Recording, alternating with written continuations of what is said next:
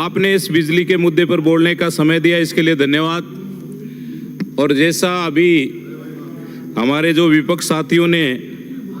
बहुत जोर जोर से बोल रहे थे, लेकिन इनको ये पता नहीं है कि अभी सरकार बने 8 महीने हुए, जो ये बिजली का जो तंत्र फैल हुआ है वो आपकी वजह से ही हुआ है। क्योंकि जिस प्रकार से आपकी वजह से ही, और आपकी वजह से ही हम सब लोग जीते हैं, ये भी सही है। हाँ, दोनों ही आप हो,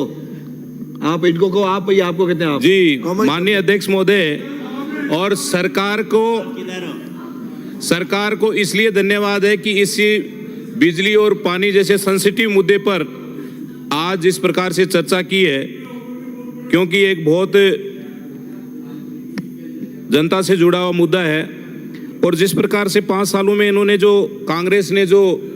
बिजली का जो तंत्र चलाया, और जिस प्रकार से इन्होंने जो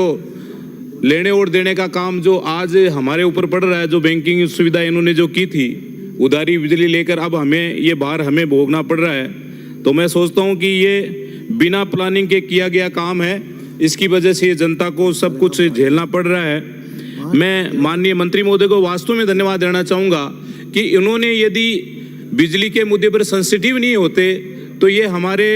सभी विधायकों को बुलाकर बात भी नहीं करते, और समय समय पर हमें गाइडेंस भी देते, और हम भी इनको बताते हैं कि इस प्रकार से हमारा समस्या का समाधान हो सकता है।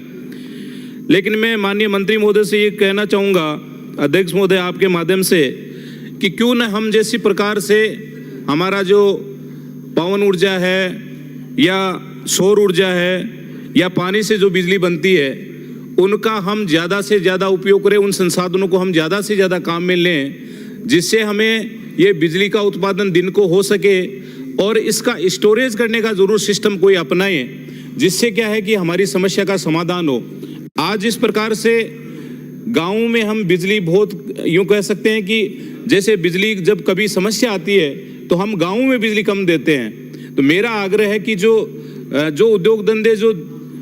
रात्रि को चलते हैं, उन उद्योग धंधों को हम दिन में बिजली दी जाए, क्योंकि दिन में हमारा सौर ऊर्जा से उसको सप्लाई की जा सकती है। इसलिए मेरा विशेष आग्रह है कि गाँव में बिजली का थोड़ा विशेष ध्यान रखें, क्योंकि वहाँ पर भी हमारे बहुत सारे ऐसे बच्चे रहते हैं, पढ़ने वाले रहते हैं, बड़े बुजुर्ग रहते हैं, तो उनको भी बिजली की आवश्यकता पड़ती है। मैं माननीय अध्यक्ष महोदय आपके माध्यम से माननीय मंत्री महोदय से निवेदन करना चाहूँगा कि मेरे विधानसभा क्षेत्र में जिस प्रकार से 2 हाईटेंशन लाइनें जा रही है, जो लगभग एक तो 765 किलोवाट की है, जो बहुत बड़ी लाइन है, जिससे हमारे उस क्षेत्र में आबादी क्षेत्र है और यूआईटी क्षेत्र के अंतर्गत भी आता है। तो उस लाइन को हम यदि दूसरी साइड से, क्योंकि वहाँ करोड़ों की ज़मीन है, और यदि वहाँ से जाता है तो सीकर का और हमारे उस यूआईटी क्षेत्र का और हमारे विधानसभा क्षेत्र का विकास भी अवरुद्ध होगा, क्योंकि मेडिकल कॉलेज भी उधर ही बनी हुई है।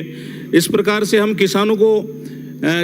जो भी हाईटेंशन लाइन जाती है, तो उस लाइन के नीचे से जो हमने 30% का जो मुआवजा बढ़ाया है, उसको हम 50% करें, जिससे किसानों को ठीक लाभ हो। क्योंकि किसानों के साथ में एक प्रकार से जब हाईटेंशन लाइन गुजरती है, तो वहाँ से वो पोल रुकने के बाद में या तार वहाँ से जाने के बाद में किसान की ज़मीन में सोचता हूँ कि कोई काम की नहीं रहती है। इसलिए मेरा आग्रह है कि उसको ठीक ढंग से मुआवजा दिया जाए, जिससे काश्तकारों का भला हो सके।